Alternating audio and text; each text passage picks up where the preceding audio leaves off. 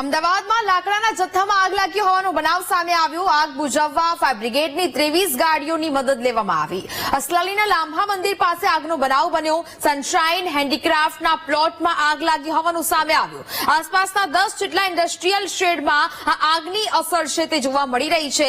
આ સમગ્ર જે મામલો છે તે સામે આવી રહ્યો છે અમદાવાદમાં, જ્યાં લાકડાના જથ્થામાં આગ લાગી હોવાનું સામે આવી રહ્યું છે। આગ બુઝાવવા ફાયર બ્રિગેડની 23 ગાડીઓની મદદ છે તે લેવામાં આવી છે અને હાલ તો આ કામગીરી છે તે ચાલી રહી છે। અસલાલીના લાંભા મંદિર પાસે આગનો આ સમગ્ર બનાવ છે તે બન્યો છે। સનશાઇન હેન્ડીક્રાફ્ટના પ્લોટમાં આગ લાગી હોવાનું સામે આવી રહ્યું છે।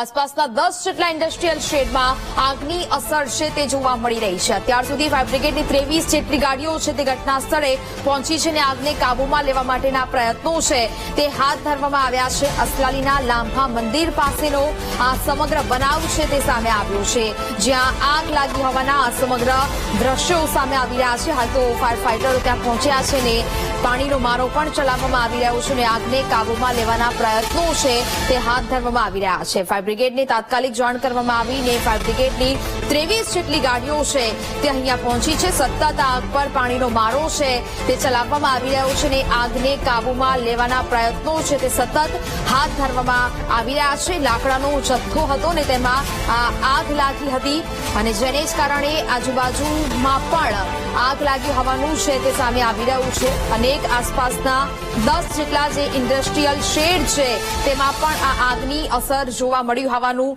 સામે આવી રહ્યું છે। મોટા પાયે નુકસાન થયું હોવાનું પણ અહીંયા ભીતિ સેવાઈ રહી છે।